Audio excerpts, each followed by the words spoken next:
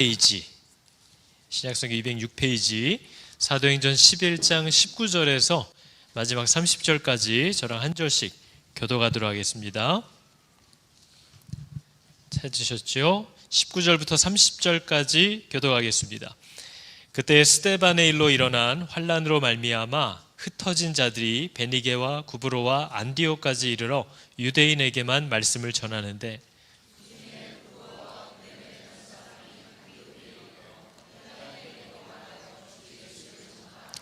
주의 손이 그들과 함께 하심에 수많은 사람들이 믿고 주께 돌아오더라.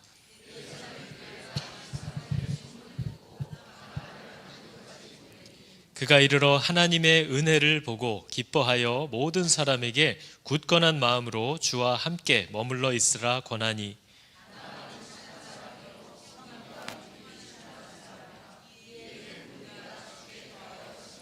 바나바가 사울을 찾으러 다소에 가서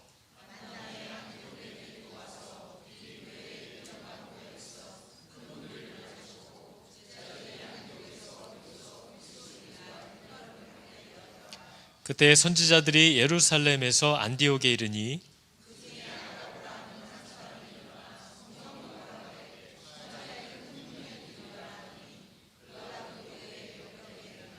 제자들이 각각 그 힘대로 유대에 사는 형제들에게 부조를 보내기로 작정하고 이를 실행하여 바나바와 사울의 손으로 장로들에게 보내니라.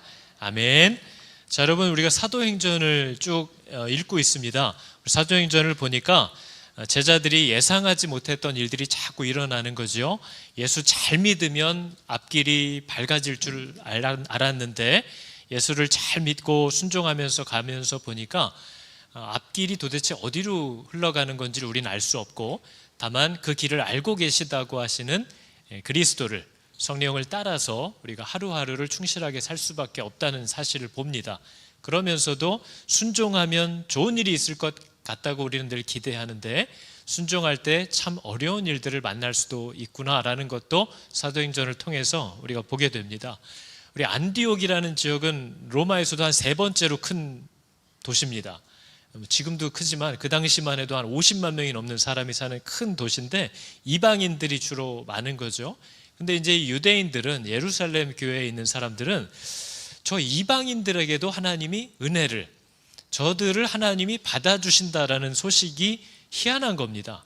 그리고 별로 기쁘지도 않고 이게 어떻게 되는 건가 헷갈리는 거죠. 그래서 오늘도 본문을 보니까 안디옥이라고 하는 그 지역에 어떤 무리들이 예수 잘 믿고 거기 은혜가 넘친다라는 소문을 듣고 예루살렘 교회가 이제 사도인 바나바를 거기 파송하는 거죠.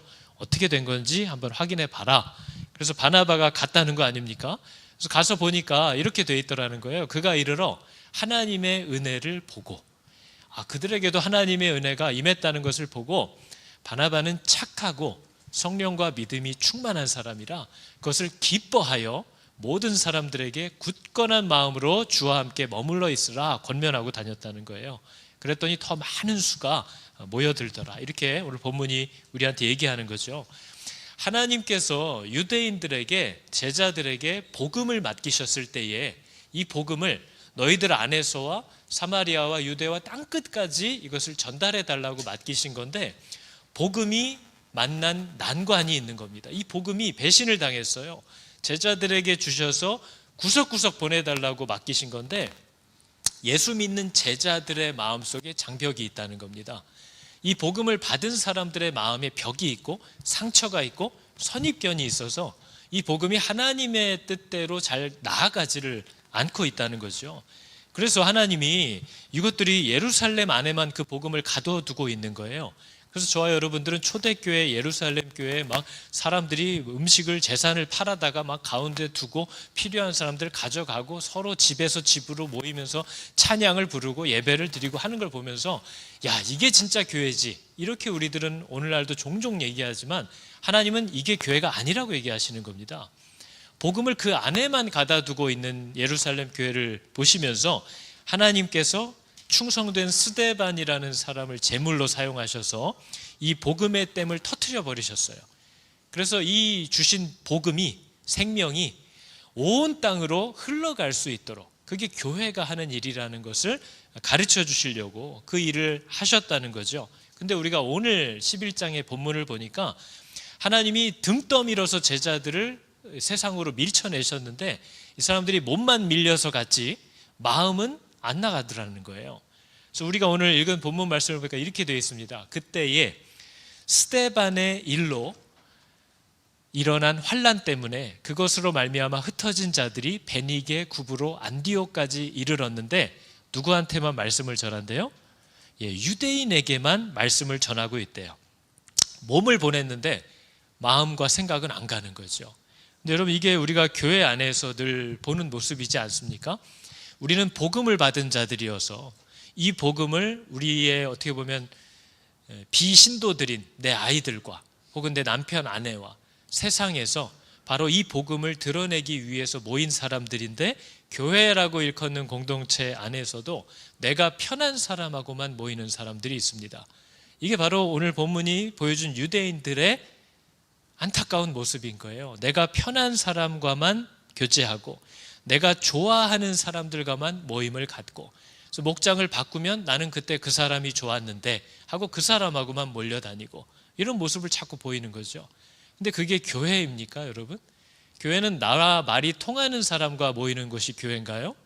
교회는 땅끝까지 이르러 나를 핍박하는 자들, 우리가 앞에 찬송가를 불렀지만 아골골짝 빈들에도 복음 들고 가오리다 한 게 교회의 정체성입니다.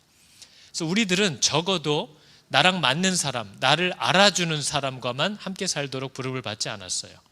그러나 오늘날 교회는 이 모습을 여전히 갖고 있습니다. 아무도 나를 알아주지 않는다. 이게 교회의 부름인가요? 누가 나를 알아줘야 되나요? 우리에게 하나님이 뭘 주셨고 뭘 부탁하셨는지에 대한 정체성을 갖지 못하면 우리도 세상과 다를 바 없는 모임으로 전락해 버리는 것을 보게 되는 거죠. 우리가 유대인들에게 주신 복음은 하나님이 그 유대인들이 가장 꺼림칙해하는 사람들에게 전달해 달라고 요청된 겁니다. 이방인들, 사마리아인들. 하나님이 우리에게 주신 복음은요, 하나님을 모르는 사람, 하나님을 대적하는 사람, 또 우리가 볼 때 쟤는 자격 없어 하는 바로 그 사람에게 이것을 전달해 달라고 하나님이 우리에게 요청한 거예요. 그럼 저희 생각에 그냥 하나님이 나도 주고 저 불편한 사람도 그냥 하나님이 직접 주지, 왜 굳이 그걸 나한테 주셔가지고 쟤한테 전달하라고 할까? 이게 우리한테 불만인 거죠. 하나님은 우리를 기르시는 분입니다. 하나님은 우리의 순종을 요구하시는 분이에요. 하나님은 우리가 하나님을 신뢰하기 배우는 것을 원합니다. 우리가 큰애랑 둘째랑 싸웠어도요, 엄마가 돌아다니면서 큰애도 위로하고 작은애도 위로할 때도 있겠지만 어떤 때는 큰애한테 가서 동생한테 사과하라고 시키기도 합니다. 훈련하는 거죠. 기르는 거죠. 유대인들의 마음은요, 자기 자아, 자신의 생각, 자신의 신념 가득 차 있어요. 그게 하나님의 율법을 이해하지 못하게 만들었잖아요. 복음은 하나님이 명하시는 대로 순종해야만 하는 힘입니다. 그래서 그게 예배예요. 유대인들이 이방인에게 이 복음을 들고 가야만 하는 것이 하나님이 유대인들에게 받고 싶어하는 순종이고, 하나님 유대인들이 하나님께 드릴 수 있는 유일한 예배예요. 순종. 내 생각, 내 가치관과 다르지만 하나님이 명하실 때 그것을 행하는 것. 그리고 그것이 울며 겨자 먹기로 되는 것이 아니라 정말 나를 위함이구나 라는 감사로 이해되기 시작하는 게 바로 복이죠. 저와 여러분들도 오늘날 성도, 교회라고 우리를 부르지만 우리들 안에도 복음을 분명 받았어요. 예수 믿게 됐어요. 근데 우리 안에도 장벽이 있어요, 없어요? 우리 안에도 있어요. 우리 안에도 상처가 있어요. 우리 안에도 선입견이 있어요. 나도 그동안 겪어온 경험들이 있어요. 그러니까 이게 내 안에 벽이 되어 있어요. 그래서 하나님이 내게 맡겨주신 용서와 오래 참음이, 나는 그 은혜를 받았는데 이게 내 자식들에게 안 가요. 왜요? 누구 때문이에요? 나 때문이에요. 나는 이 은혜를 받았는데 이 복음이 나를 통하여 내 아내, 내 남편, 내 아이, 우리 교우들, 또 내 마음에 드는 사람, 내 마음에 안 드는 사람, 내가 생판 모르는 사람, 이런 사람들에게 전달이 되냐 안 되냐의 문제는, 원인은 다 나에게 있어요. 우리 가운데도 다 마음의 장벽들이 있으시잖아요. 우리 가운데 어떤 장벽이 있어요? 나보다 좀 잘생기고 잘 나가고 그러면은 괜히 미워하는 마음이 우리 가운데도 있어요. 누가 부자로 잘 살고 어려움 없이 잘 커온 것 같으면 또 그런 사람들을 향해서 미움이 있는 사람들도 있어요. 누가 좀 공부 잘한다 그러면 뭐 만나서 얘기한 적도 없는데 그냥 미워요. 마음에 장벽이 있어요. 여자라고 하면 싫어하는 남자들이 있어요. 남자 그럼 벌써 혐오하는 여자들도 있어요. 그런 장벽들이 예수를 만나고 나서도 여전히 벽이 되어서 하나님이 내게 맡기신 복음이 누구에게 바로 전달되지 못하게 하는 그 벽이 되어버린다는 거죠. 여러분들은 어떤 벽이 있나요? 누가 좀 아는 척하고 잘난 척하면 너는 꽝이다 그러고 문 닫아버리는 마음의 상처도 있어요. 근데 복음은 뭐예요? 하나님이 가라고 하시는 곳, 주라고 하시는 모두를 향하여 흘러가야 되는 줄을 여러분 믿으시기 바랍니다. 그 벽을 갖고 있는 우리들이 회개하고 돌이키지 않으면 교회에게 맡기신 복음이 제대로 전달되지 못한다라는 것을 우리가 이해해야 되는 거죠. 복음이 정말 받아들여진 사람에게는 변화가 나타난다라는 걸 우리가 이해할 필요가 있습니다. 우리에게 상처가 있죠. 아픈 상처죠. 그리고 내 마음속에 도저히 넘을 수 없는 벽들이 있을 수 있습니다. 근데 복음은 그걸 가능하게 하는 힘이라는 것을 계속 우리에게 얘기해 줍니다. 그리고 그걸 믿으라고 우리에게 권면합니다. 이미 많이 상처를 받아봤을지라도 성령이 그것을 우리에게 시작하려고 하신다면 순종해 보라고 우리에게 요구하고 있는 거죠. 복음은 사람을 바꾸는 실제적인 힘이에요. 예전에 1904년도에 고종왕 시대 때 이재형이라는 왕손이 있었습니다. 이 사람이 좀 일찍 태어났으면 고종보다 왕이 될 수 있는 사람이에요. 근데 되지 못했죠. 근데 왕손이긴 해요. 신분이 높은 사람입니다. 근데 이 사람을 모시던 마부 중에 마차를 끄는 사람 중에 엄귀현이라는 사람이 있었어요. 이 사람이 경동제일교회 나중에 영수, 지금으로 하면 교회 전체를 돌아보고 하는 장로와 같은 목사 부재 시에 예배를 인도하기도 하는 그런 역할을 맡게 된 사람인데, 이 엄귀현이라는 사람이 이재형이라는 사람의 말을 몰면서 이 사람을 전도한 겁니다. 이렇게 생겼어요. 여기가 마부고 여기가 왕손입니다. 피부색이 다르죠? 그래서 저 마부가 저 이재영 왕손에게 이렇게 전도했어요. 나으리도 예수님 믿으십시오. 이렇게 전도했어요. 근데 여러분, 저 시대의 천민이 양반을 넘어 왕손에게 뭐를 좀 하십시오라고 얘기하는 것 자체가 굉장히 불경하고 언짢은 거죠. 그래서 이 이재영 왕손이 이렇게 쏘아붙였다고 해요. 예수 믿으면 너 같은 쌍놈이 양반이라도 되냐? 이렇게 얘기를 한 거라는 거죠. 그랬더니 이 엄기현이라는 마부가 나으리 예수 믿는 돈은 그런 게 아닙니다. 저는 마부꾼 신세를 면해보려고 예수를 믿는 게 아닙니다. 제가 예수를 믿게 되었으니 마부꾼 노릇을 더 잘해야죠. 나으리 예수님 믿으십시오. 그럼 제가 평생 잘 모시겠습니다. 이렇게 얘기를 했대요. 그리고 나서 이제 지나간 거죠. 근데 나중에 이 이재영이라는 왕손이 우여곡절을 겪은 끝에 이제 평양신학교에 들어가서 졸업하고 남대문교회 이대 목사, 승동교회 담임 목사님이 됩니다. 근데 이 사람이 변화됐다는 증거가 뭐겠어요? 이 사람이 나중에 예수를 믿게 되고 나서 교회를 갔는데 이 엄귀현 영수가 거기 있는 거예요. 마부예요. 천민이에요. 근데 이 경동제일교회의 귀한 점이 뭐냐면 복음이 전해지고 사람들이 믿고 나오기 시작하는데 백정들도 막 믿고 나오는 거예요. 그랬더니 이 교인들 중에 양반들이 저런 것들하고는 같이 예배 못 드린다고 그러고 엄청나게 떠났던 교회가 이 교회예요. 그런데 이 교회가 이 천민인 마부 엄귀현 씨를 영수로 세운 교회입니다. 이 사람의 믿음과 삶의 향기들을 보고 얼마나 하나님 앞에 온전한 신앙인지를 보고 그 당시 문화로 세울 수 없는 사람을 교회의 영수로 세웠던 거죠. 그런데 이 이재영 왕손이 이 마부를 다시 만났을 때에 형님하고 부릅니다. 그러니까 이 사람의 마음에 복음은 변화를 일으키는 능력이라는 거예요. 복음은 하나님의 뜻을 이루고야 마는 힘이 있어서 내가 복음을 비록 가졌고 성령을 받았는데도 내가 불순종하고 하나님의 뜻대로 못 살고 계속 거역한다 하여도 성령이 오신 이유가 뭐예요? 그러한 우리들을 도우려고 오신 거예요. 성령은 그분의 뜻을 결국 이루고야 맙니다. 그래서 오늘도 말씀을 보니까 제자들이 유대인들에게만 말씀을 전하고 있다는 거예요. 환난으로 말미암아 흩어진 자들이 유대인에게만 말씀을 전하는데 희한한 일이 일어났어요. 그 중에 구브로와 구레네 몇 사람이 안디옥에 이르러 이방인 땅에 이르러서 헬라인에게도 말하여 주 예수를 전파하기 시작했대요. 처음인 거죠. 저 사람들이 누군지 이름도 나오지 않아요. 근데 이 사람들이 예수를 만나고 자격 없는 은혜를 받고 하고 나서 보니까 이 헬라인들을 만났는데 그들에게도 이 생명을 주고 싶다는 마음이 들었었겠죠. 성령이 하시는 일이니까. 그래서 주 예수를 말했는데 어떤 일이 일어났다고 오늘 본문이 얘기합니까? 주의 손이 그들과 함께 하심에 수많은 사람들이 믿고 주께 돌아오더라는 거예요. 여러분, 우리가 원하는 일에, 내가 바라고 내가 원하는 일에 하나님 손 좀 얹어달라고 기도하느라 세월을 낭비하지 않으시기를 축복합니다. 하나님이 하시려는 일이 있고요, 하나님이 우리에게 주려고 하시는 게 있어요. 그것에 내 마음을 같이 하면 주의 손은 그 일에, 그 자리에 즉시 임합니다. 아이가 저한테 사탕 주세요, 젤리 주세요 하면 여러 가지 지연과 실갱이가 있을 수 있어요. 때로는 혼나기도 하고 거절될 수도 있어요. 근데 엄마 아빠가 정말 얘가 먹었으면 하는 걸, 웬일인지 이놈이 엄마 그거 먹고 싶은데 주세요, 그러면 당장 일어나서 불 올립니다. 하나님이 우리에게 하시려는 것을 우리가 요구할 때 거기에는 주의 손이 늘 기다리고 있다는 거죠. 근데 하나님은 바로 이것을 억지로 하는 게 아니라 우리 마음에 소원을 두고 행하도록 도와주신다고 해요. 내 소원이 아니라 하나님이 내게 주고 싶어 하시는 그것을 나도 내 소원으로 갖게 하시는 일을 하시는 분이 성령입니다. 그 분이 내 안에 들어오셨기 때문에 우리가 하나님의 마음이 어디 있는가를 살피고 거기에 순종하기 시작할 때 그 일들이 이루어질 거라고 얘기하는 거죠. 우리가 지난 몇 주간 또 오늘까지 이 사도행전을 쭉 보니까요, 우리 머리로 이해가 안 되는 일들이 꽤 많았어요. 그리고 하나님 앞에 충성했는데 상처받을 만한 결과들을 너무 많이 만났어요.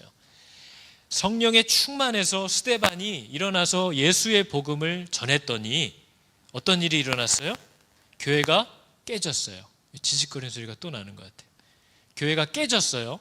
교회가 깨져서 어려움을 겪기 시작하는데 그 사건 때문에 헬라인들에게도 복음이 들어갔고 사마리아인들에게도 복음이 들어갔고, 교회가 비로소 교회에게 하나님이 맡기신 복음 전파의 역할을 비로소 제대로 하기 시작하는 결과를 맺게 되고 있구나, 이걸 우리가 좀 엿보게 됐어요.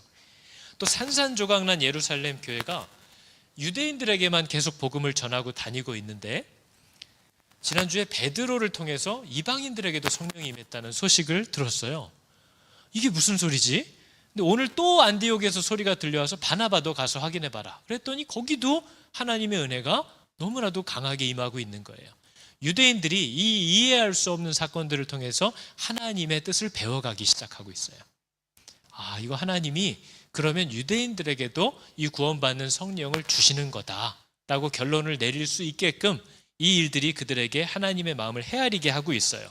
또 마지막으로 우리가 오늘 읽은 본문의 끝에를 보니까요, 예루살렘 교회는 사실 안디옥 교회를 지원한 적도 없고 도와준 적도 없어요. 그냥 복음이 글로 흘러 들어갔을 뿐이에요. 그런데 이 안디옥 이방 교회는 예루살렘 교회를 자기 형제 교회로 여깁니다. 그래서 여러분, 오늘 아가보라는 선지자가 와서 예루살렘에 큰 기근이 있을 거라고 예언하고 갔어요. 이런 어려움이 있을 줄 몰랐어요. 예루살렘에 엄청난 기근이 임해서 그때 다 힘들었거든요. 근데 더군다나 로마가 이 국민 백성들의 원망을 돌려보려고 이 기근의 원인을 예수 믿는 사람들에게 돌렸단 말이에요. 그래서 핍박이 어마어마해졌습니다. 그래서 예수 믿는 사람들이 기근과 핍박으로 막 견딜 수 없는 환난을 당할 때에 이 사람들을 도와줬던 사람이 안디옥의 이방인 교회 형제들이에요. 그들이 힘 닿는 데까지 부조를 하여서 바나바와 사울에게 그 돈을 맡겨서 예루살렘 형제들에게 갖다 주라고 했다는 거죠. 여러분, 요셉 얘기와 똑같지 않습니까? 형제들이 요셉을 시기하고 질투해서 애굽에 팔아버렸는데 결과적으로 하나님은 그 요셉을 통해서 기근의 때에 야곱의 가족들을 다 먹여 살리셨어요. 이 이방인들에게 복음이 들어가는 게 도대체 무슨 얘기인가 막 언짢아하고 답답해하고 동의하지 못하고 했던 사람들이 결국은 그 이방인들로 인하여 이 교회가 유지되게 되고 도움을 받게 되는 일을 겪게 하셨다는 거죠. 그러니까 여러분, 하나님의 인도함을 받는다는 게 늘 우리들의 머릿속에 그림이 그려지지 않는다는 사실을 아셔야 됩니다. 그렇다면 때로는 충성했는데 너무나 상처가 되는 결과를 만날 수도 있다는 사실을 이해할 필요가 있습니다. 그러나 그럼에도 하나님은 변함없이 가장 최고의 복을 우리들에게 주고 계시다는 것도 신뢰할 수 있어야 되는 거죠. 그렇다면 여러분, 우리가 어떤 어려운 일을 만났을 때, 어떤 관계의 문제를 만났을 때 주저앉아서 신세 한탄만 하고 있으면 안 됩니다. 어떤 일을 만났을 때 그 당한 환난과 수치와 어려움만 하루 종일 묵상하고 있으면 안 돼요. 우리는 그럴 때 어떻게 해야 돼요? 제자들처럼 안 될 것 같지만, 될 것 같지 않아도 계란으로 바위치는 심정으로 내 주변을 돌아보고 하나님을 주목하면서 내가 할 수 있는 순종을 할 수 있는 여러분 되시기를 축복합니다. 하나님은 일하고 계시기 때문에 그래요. 그분은 내 이해를 넘어서 일하고 계시는 분이에요. 그래서 주저앉아서 문제만 묵상하지 말고 하나님의 음성을 듣고 말씀 앞에 서고 내가 할 수 있는 그 미약한 순종을 하실 수 있기를 여러분 축복합니다. 할 수 있어요. 우리가 못하는 건 뭐예요? 우리 안에 성령이 없기 때문이죠. 또 내가 성령께 순종할 마음이 없기 때문이에요. 우리는 맨날 항상 기뻐해라, 쉬지 말고 기도해라, 범사에 감사해라 그러면 그게 가능이나 한 얘기냐, 이런 것들을 언제나 얘기합니다. 근데 여러분, 우리가 성령이 없고 내 안에 분과 원망이 가득할 때는 항상 성질 나는 게 됩니다. 항상 성질 내는 게 돼요. 그 어려운 일이 쉬지 않고 시비 거는 게 돼요. 아니, 가족들하고 함께 있으면서 애들한테 10마디를 하면 2마디는 이쁘게 나올 수 있어야 될 것 같은데 1마디도 빼지 않고 10마디 다 시비 거는 말을 하는 그 어려운 일이 돼요. 뭐가 있으면요, 내 안에 분노가 가득하면 그 어려운 게 돼요. 그런데 성령이 우리 안에 들어오면 바로 이런 일들을 똑같이 시작하신다는 거죠. 근데 성령은 원망이나 분노보다도 더 강력한 힘이라고 성경은 우리에게 얘기합니다. 그것을 믿고 의지하라고 권면합니다. 그러나 마귀가 갖고 있는 능력은 뭐예요? 거짓말하는 거예요. 예수 믿어도 소용없어. 성령 받아도 그럴 땐 안 되더라. 이 믿음을 우리에게 계속 심어줘서 우리가 그 믿음의 능력을 그 쓸데없는 데 사용하게끔 만드는 자가 사탄인 줄을 아셔야 됩니다. 믿음으로 그 믿음에 도착하게 하는 능력이 우리에게 주어졌다는 걸 알아야 돼요. 우린 모르는데 마귀는 알아요. 그래서 우리는 내가 받은 믿음을 안 쓰는데 마귀는 내가 가진 믿음을 사용하게끔 합니다. 엉뚱한 쪽으로. 그래서 계속해서 넘어지는 거예요. 여러분, 우리가 머릿속에 하나님 생각하는 게 힘들다고 얘기하고 말씀 한 번 펼치는 거 힘들다고 얘기하지만 사실 우리는 돈 걱정하는 걸로 하루를 꼬박 보낼 수 있습니다. 우리는 음란한 생각하느라고 몇 시간을 순식간에 지나보낼 수도 있어요. 우리는 서운함과 질투의 감정에 사로잡혀서 며칠, 몇 달, 몇 년도 꽉 채울 수 있는 사람들이 저와 여러분입니다. 저희가 아무리 바빠도, 회사가 아무리 바쁘게 돌아가도 인스타로 맛집들 투어하는 건 짬짬이 잘합니다. 내가 아무리 일이 많아도 여행 스팟을 쳐다보면서 나중에 여기 가야지, 여행 짜는 건 다 합니다. 그건 뭐예요? 내가 뭘로 가득 차 있냐에 대한 문제예요. 근데 우리는 늘 유독 내 생명과도 바꿀 수 없는 분, 오직 예수라고 말은 하는데 마음속은 그분으로 하나도 차 있지 않다는 거죠. 그래서 하나님이 유대인들에게 이 백성이 입은 나랑 가까운데 마음은 멀다, 이렇게 얘기하신 거예요. 그걸 전문 용어로 얘기하면 뭐예요? 거짓말하고 있네, 이렇게 하는 거죠. 마음속에 있지도 않으면서 입으로는 주님뿐이라고 얘기한다는 거예요. 그러나 그 마음에 뭐가 있어요? 다 돈 문제, 노후 문제, 건강 문제, 자식 문제, 내가 얼마나 인정을 받냐 안 받냐에 대한 문제밖에 없다는 거죠. 우리가 오늘 사도행전을 계속 보고 있는데요, 여러분. 사도행전을 보면 믿는 성도들이 하나님의 말씀을 어떻게 읽었는지에 대한 힌트를 찾을 수 있습니다. 여러분은 성경을 어떻게 읽으시나요? 가끔 성도들 중에도 저한테 물어봐요. 목사님, 큐티 어떻게 하는 거예요? 여러분, 큐티가 뭐예요? 큐티가 성경 읽는 거예요. 큐티가 무슨 프로그램이 아니에요. 성경 조용히 시간 내서 성경 좀 읽으라 하는 게 큐티잖아요. 큐티를 어떻게 하냐고 물어보면 저는 뭐라고 대답을 해야 될까요? 예전에 율법교사가 이걸 물어봤습니다. 어떤 율법교사가 예수님을 시험하여 물었대요. 선생님, 내가 뭘 해야 영생을 얻습니까? 예수님이 거꾸로 물으셨대요. 율법에, 성경에 뭐라고 기록되었으며 네가 그걸 어떻게 읽느냐, 이렇게 물어봤어요. 성경을 어떻게 읽냐요? 여러분은 성경을 어떻게 읽으십니까? 우리 한국교회가 처음 시작됐을 때 한국교회 초대의 믿음의 선조들이 성경을 읽었던 방식들이 선교사들의 그 기록 일지에 다 남아있거든요.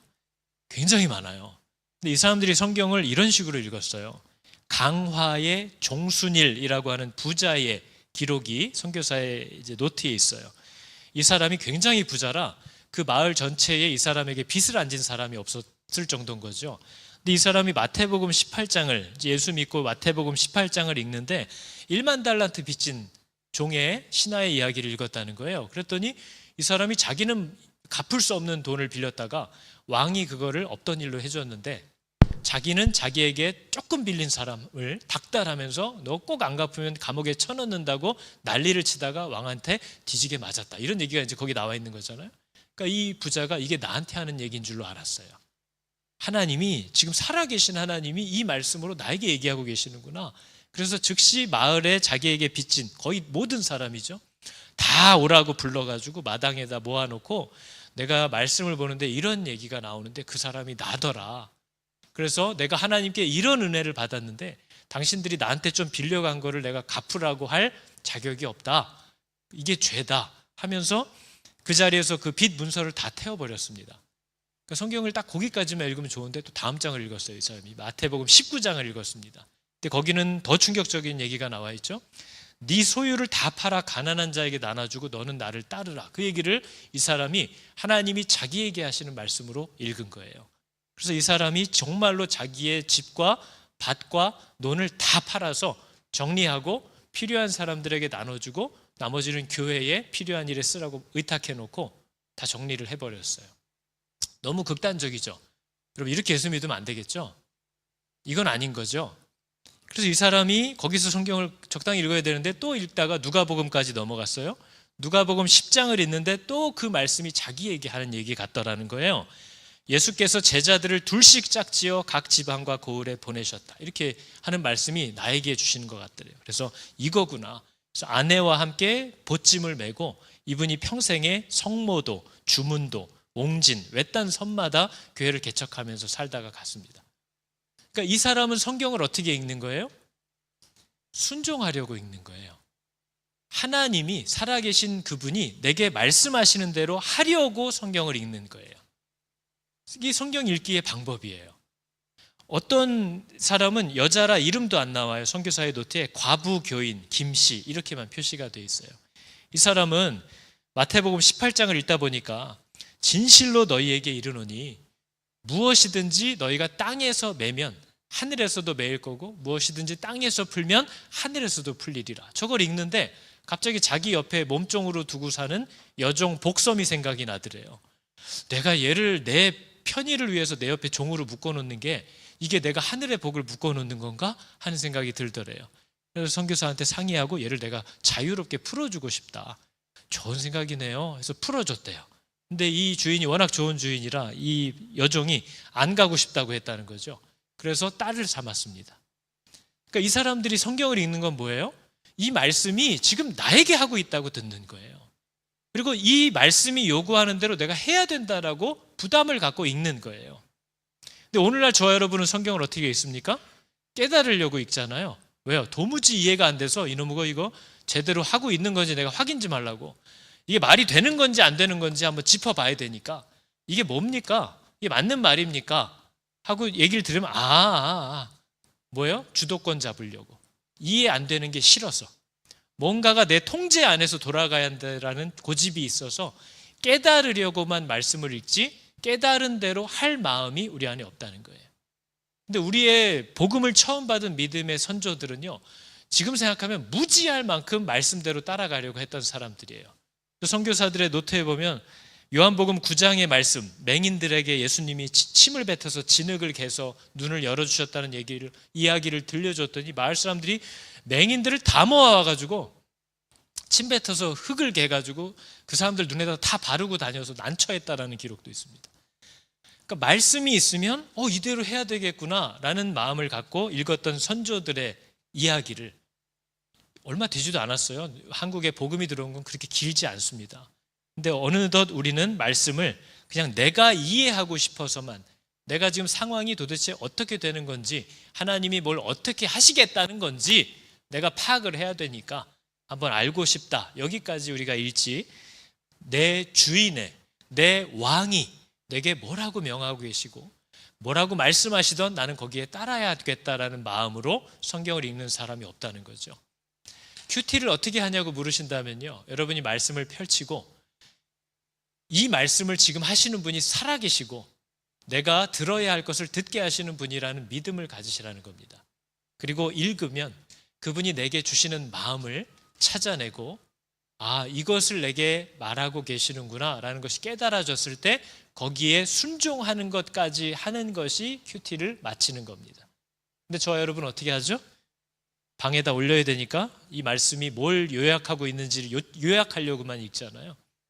오늘 말씀은 요거고 요런 경우에는 요런 어떤 포인트, 적용점을 찾아내는 게 가장 깔끔하게 큐티를 하는 거겠지 하고 거기까지 하고 우리는 끝나는 거죠. 그러나 성경은, 말씀은 눈으로 읽는 게 아니라 순종으로 읽는 겁니다. 순종하는 자들만 하나님이 정말 그렇게 하시는지 안 하시는지 알게 됩니다. 물 떠온 하인들만 압니다. 마시고 놀던 사람은 몰라요. 무슨 일이 일어났는지도. 그래서 우리가 하나님의 말씀을 어떻게 읽는가, 사도행전을 보니까 하나님이 말씀하시면 순종해요. 빌립더러 광야로 가라 그랬더니 거기 도대체 왜 가야 되는지 모르겠지만 가요. 이들은 적어도 말씀을 읽을 때 순종하려고 읽습니다. 하나님이 찾으시는 비전의 사람이라는 날마다 우리에게 말씀하시고 우리에게 지시하시고 계시는 그 하나님께 듣고 순종하라는 거예요. 네 계획 가지라는 게 아닙니다. 하나님도 모르는 진짜 괜찮은 계획을 딱 세워갖고 와서 하나님 이 정도면 하나님 나라에 도움이 되겠죠? 결제 받으러 오라는 거 아니에요. 하나님은 모든 계획이 있어요. 그래서 너를 부를 때 앞으로 오라는 거예요. 내가 말하면 들으라는 거예요. 그리고 들었으면 하라는 거예요. 꿈의 사람 요셉, 꿈의 사람의 꿈에는 우리가 붙인 거지 요셉은 그냥 요셉이에요. 요셉은 애굽의 총리가 꿈이었던 사람이 아니에요. 요셉은 아무 꿈을 가질 수 없는 상황에서 살았던 사람이에요. 근데 요셉이 했던 유일한 예배는 뭐예요? 그날 성도로서 하나님의 내게 요구하시는 대로 살려고 애썼던 사람이에요. 억울하게 누명을 쓰고 감옥에 들어가서도 성도답게, 간수들이 인정할 만큼 성실하게, 보디발의 아내가 음란하게 옷을 잡았을 때에도 내가 어찌 하나님 앞에서 이런 짓을 행할 수가 있습니까? 하고 하나님께 순종하기를 결정하는, 그것밖에는 우리가 할 수 있는 일이 없어요. 그래서 저는 어떤 사람이 막 목사님 제 비전은 이거고요, 20대 때는 이거라고 막, 그래 해봐.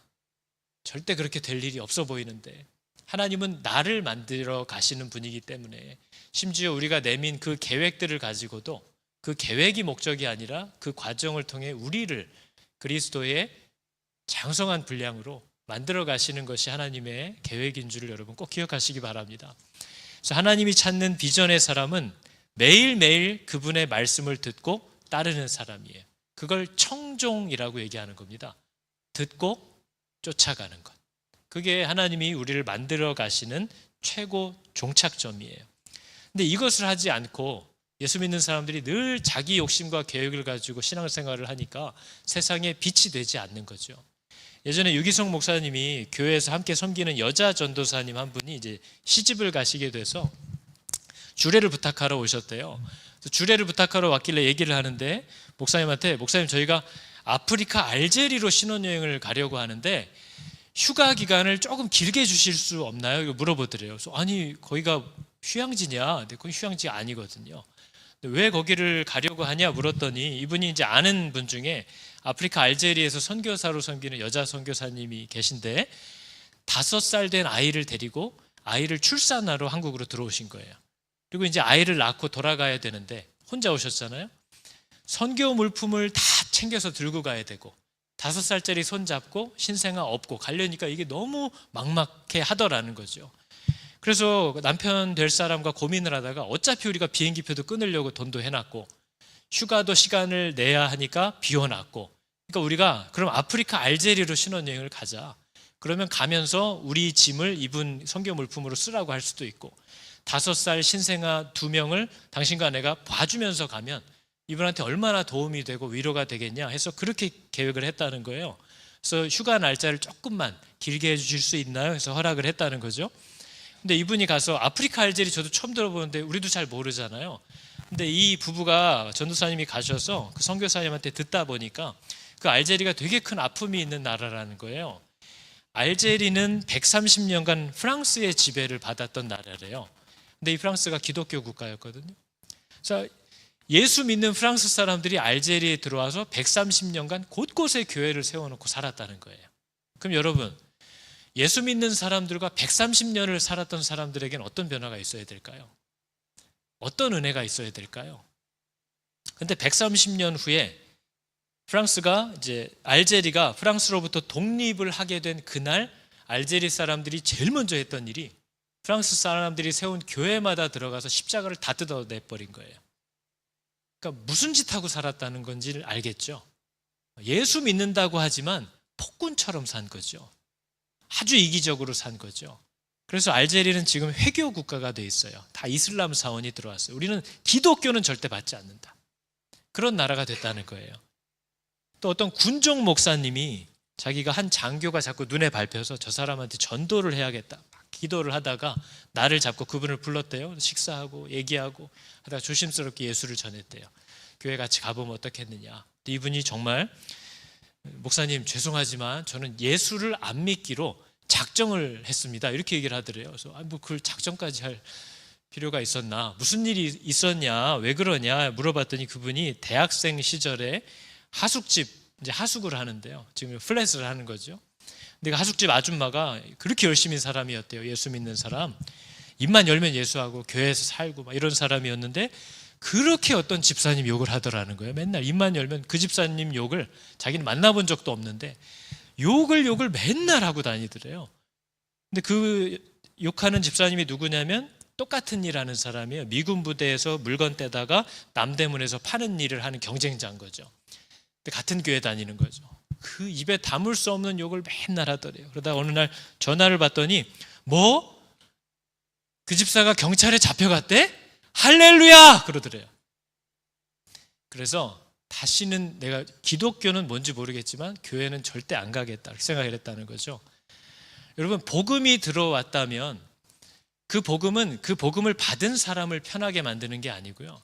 그 복음을 받은 사람의 주변 사람들에게 복이 되게 합니다. 그게 복음의 성격이에요. 그 복음은 이 복음을 받은 사람의 생명을 뺏어서라도 그 주변 사람들에게도 영생을 주려고 하는 복음이에요.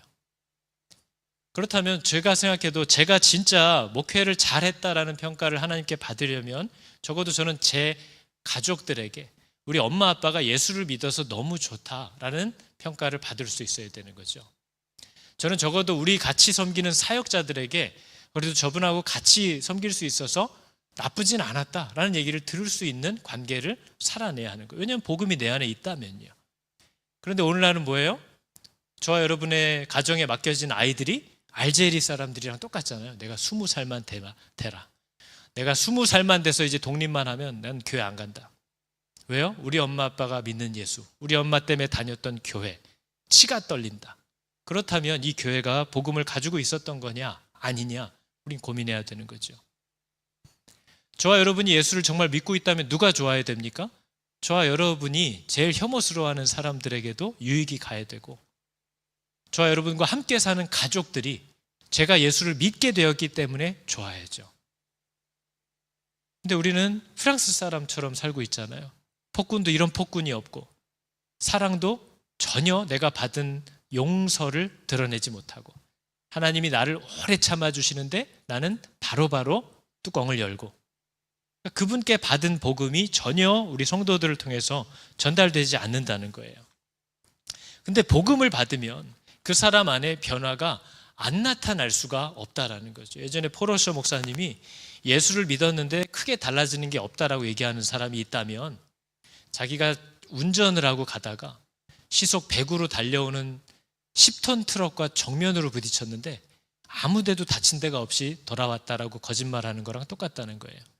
어떻게 한 인생이 예수 그리스도라는 창조주와 정면으로 충돌하는 일을 겪었는데 그의 삶에 아무런 달라짐이 없을 수가 있냐고 물어보는 거죠.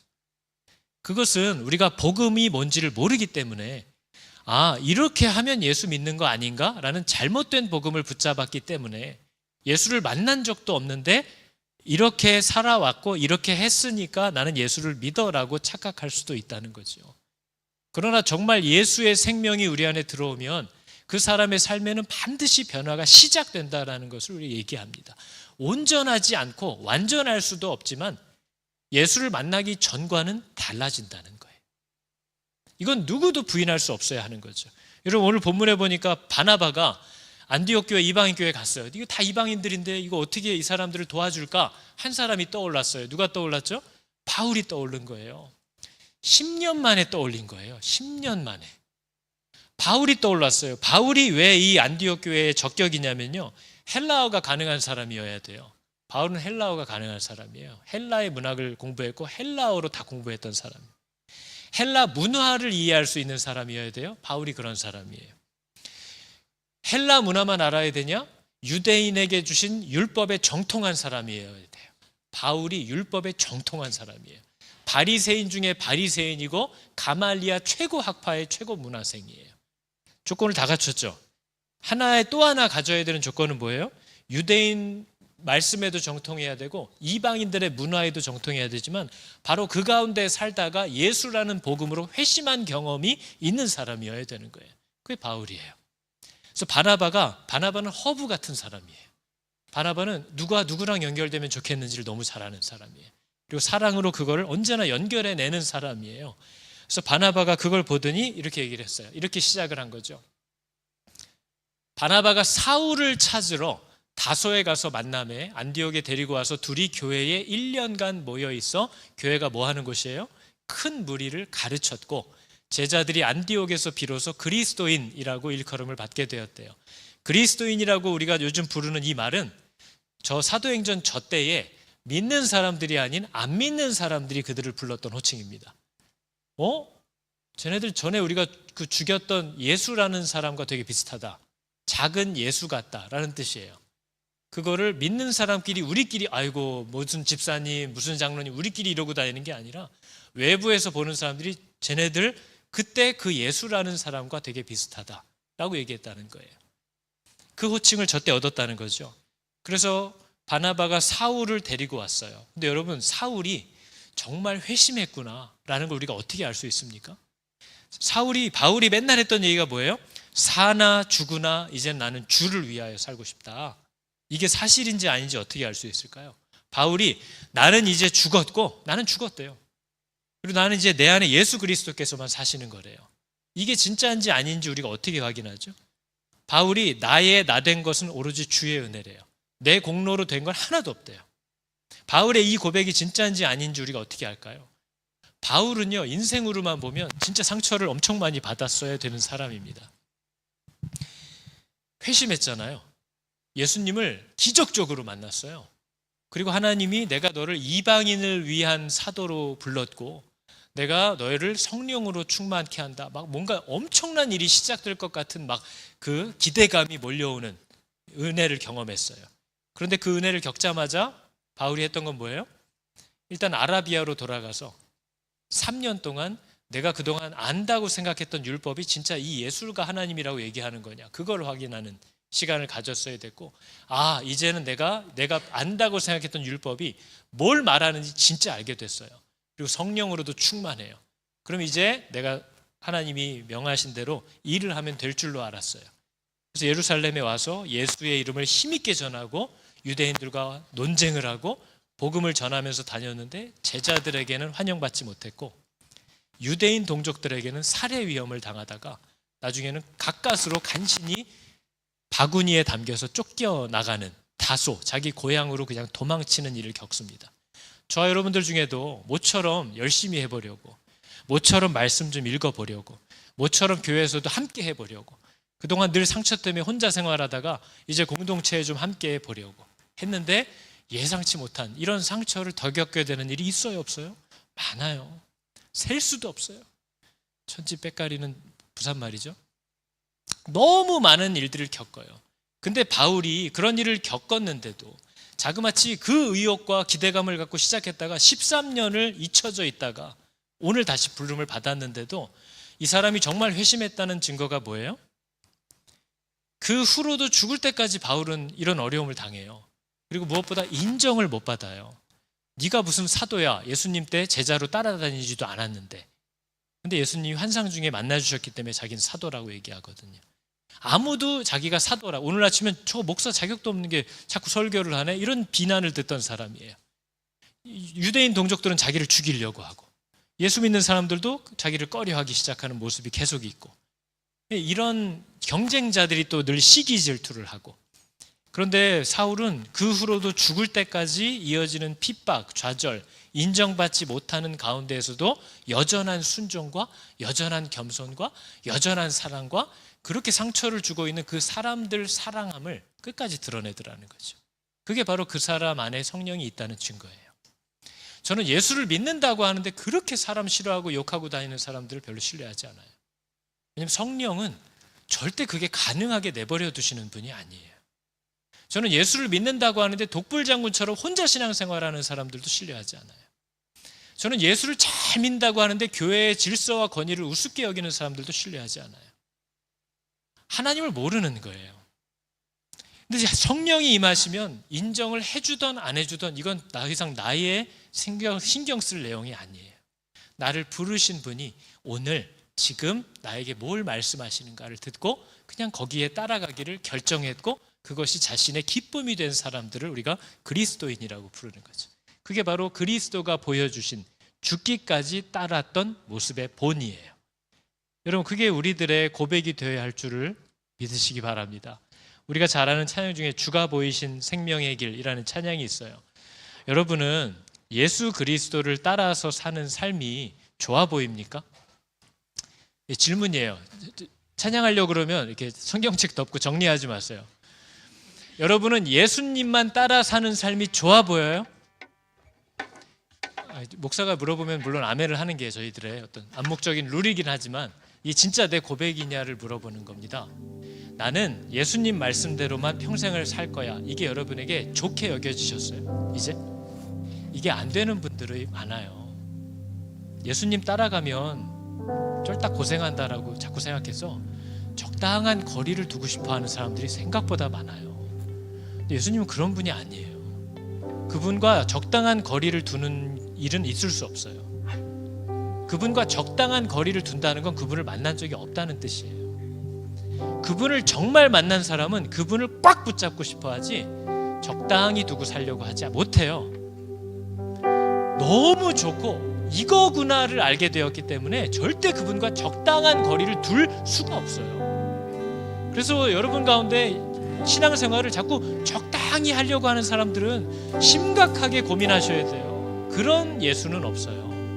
그런 복음도 없고 그런 성령도 없고 그런 능력도 없고 예수 믿는 사람에게 그런 열매가 나오지 않아요. 예수를 믿으면 올인하게 돼 있어요. 덜컥 예수님의 제자들이 보여줬던 것처럼 그냥 따라가요. 돈통도 버려둬요. 가족도 팽개쳐요. 배랑 그물도 버려놔요. 이분이야 하고 따라가게 돼 있어요. 이렇게 적당히 거리를 두고 신앙생활 하시는 분들은 저는 하나님이 큰 불편함과 두려움을 주시기를 바랍니다. 그렇게 예수를 만나는 일은 없어요. 예수 만난 거 아니에요.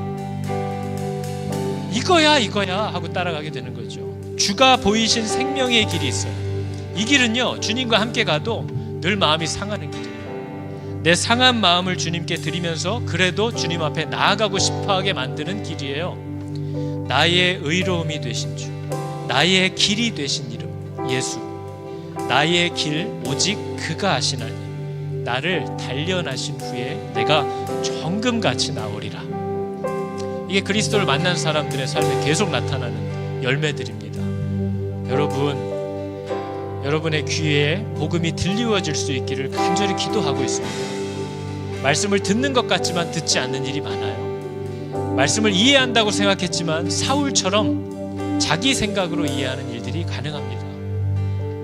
복음은, 믿음은 변화를 가져와요. 예수를 믿기 전과 예수를 믿은 후에 여러분들이 어떤 변화가 있는지를 적어보세요. 별다른 게 없는 것 같으면 고민하세요. 불안해하세요. 괴로워하세요. 왜냐면 그리스도를 만나면 참 민망하고 여전히 내가 뭐 내세울 건 없는 것 같은데 그래서 변화가 없냐? 그러진 않아요. 어마어마한 변화가 생겼는데요, 내가 이분만 따라가야겠다라는 변화가 생겨요. 내가 말씀대로 살아야겠다라는 변화가 생겨요. 시간 함께 찬양할 때 이 은혜 성령께서 우리 가운데도 역사하시는 줄을 믿습니다. 찬양해 볼까요? 주가 보이신 생명의 길. 주가 보이신 생명의 길, 나 주님과 함께 상한 마음 들이며 주님 앞에 나가리. 나의 의로움이 되신 주, 그 이름 예수. 나의 길이 되신 이름. 다시 한번 해볼까요? 주가 보이신 생명의 길. 주가 보이신 생명의 길, 나 주님과 함께 상한 마음 들이며 주님 앞에 나가리. 나의 의로움이 되신 주, 그 이름 예수. 나의 길이 되신 이름 예수. 나의 길 오직 그가 하시나니, 나를 단련하신 후에 내가 정금같이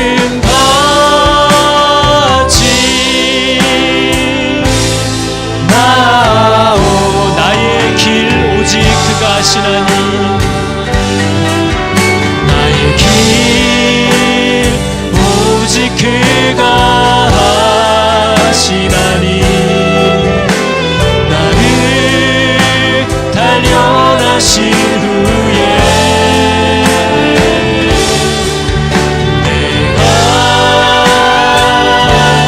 정금같이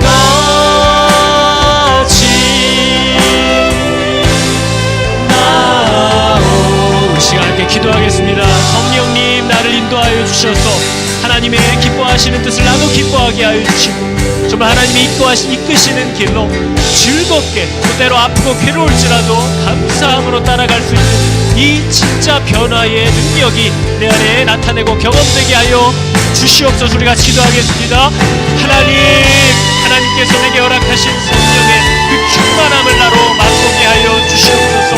하나님, 우리 모든 성도들의 마음에, 우리 교우들의, 우리 청년들의 마음, 하나님 예수 그리스도의 복음이 무엇인지를 깨닫게 하시는 하나님의 도움과 활짝 열어주시는 성령의 은혜가 임하게 하여 주사, 아버지 예수를 믿는 것이 무엇인지를 깨닫게 하시고, 내가 왜 죄인인지를 발견하게 하여 주시고, 아버지 내가 하루하루 무엇을 하며 살아야 할지, 하나님을 따라간다는 것이 무엇인지를 정말 깨닫고 발견할 수 있는 은혜와 아버지는 사랑이 하나님 우리 가운데 풍성히 흘러넘치도록 하여 주시옵소서.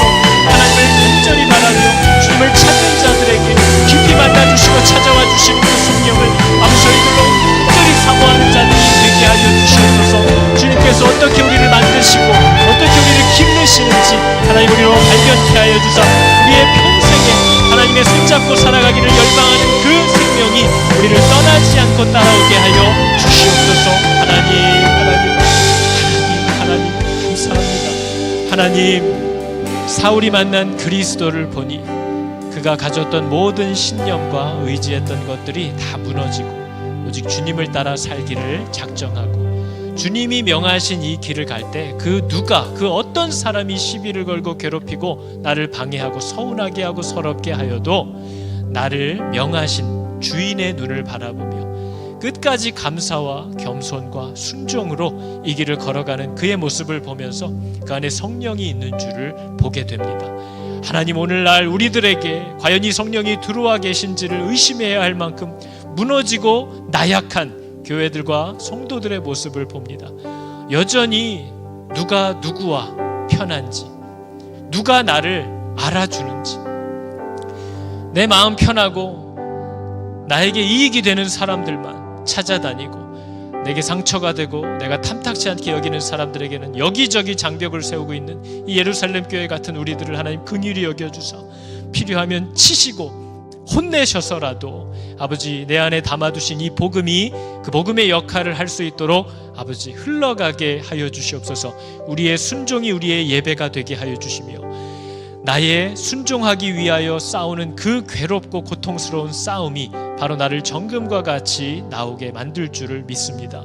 하나님, 우리 교우들에게 눈과 귀와 마음을 활짝 열어주사 하나님의 말씀하시는 것들을 듣게 하시고 그것을 따라가는 것을 우리의 평생의 자랑과 즐거움으로 여길 수 있는 은혜를, 능력을 허락하여 주시옵소서. 여호와는 내게 복을 주시고 너를 지키시기를 원하며 여호와는 그의 얼굴을 비추사 은혜 베푸시기를 원하며 여호와는 그 얼굴을 너에게로 향하여 드사 평강 주시기를 원하노라. 아멘.